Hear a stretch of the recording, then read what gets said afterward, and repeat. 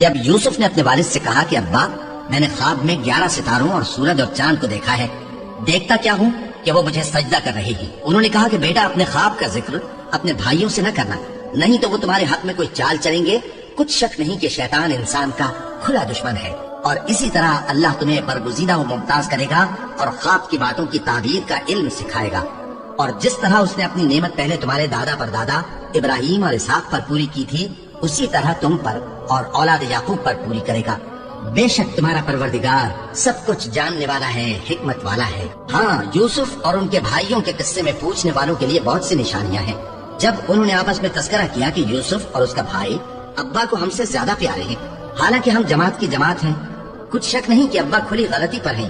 یوسف کو یا تو جان سے مار ڈالو یا کسی ملک میں پھینک آؤ، پھر ابا کی توجہ صرف تمہاری طرف ہو جائے گی، اور اس کے بعد تم نیک لوگوں میں ہو جاؤ گے۔ ان میں سے ایک کہنے والے نے کہا کہ یوسف کو جان سے نہ مارو، کسی اندھے کنویں میں ڈال دو کہ کوئی راہگیر اسے نکال کر کسی دوسرے ملک میں لے جائے گا۔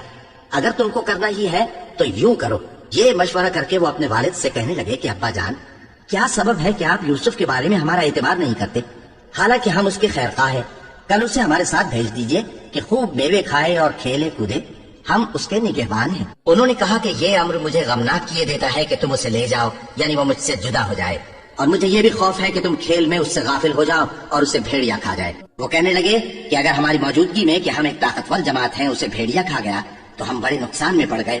غرض جب وہ اس کو لے گئے اور اس بات پر اتفاق کر لیا کہ اس کو اندھے کنویں میں ڈال دیں، اور ہم نے یوسف کی طرف وہی بھیجی کہ ایک وقت ایسا آئے گا کہ تم انہیں ان کے اس سلوک سے آگاہ کرو گے اور ان کو اس وحی کی کچھ خبر نہ ہوگی۔ اور یہ حرکت کر کے وہ رات کے وقت باپ کے پاس روتے ہوئے آئے، کہنے لگے کہ ابا جان، ہم تو دوڑنے اور ایک دوسرے سے آگے نکلنے میں مصروف ہو گئے اور یوسف کو اپنے اسباب کے پاس چھوڑ گئے تو اسے بھیڑیا کھا گیا، اور آپ ہماری بات کو گو ہم سچ ہی کہتے ہیں باور نہیں کریں گے، اور ان کے کرتے پر جھوٹ موٹ کا لہو بھی لگا لائے۔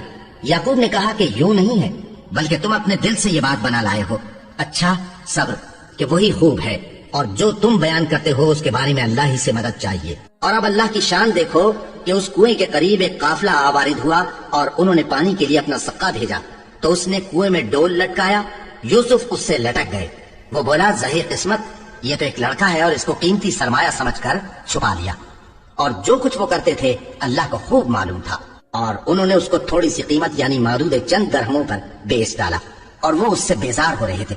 اور مصر میں جس شخص نے اس کو خریدا اس نے اپنی بیوی سے، جس کا نام زلیخا تھا، کہا کہ اس کو عزت و اکرام سے رکھو، عجب نہیں کہ یہ ہمیں فائدہ دے یا ہم اسے بیٹا بنا لیں۔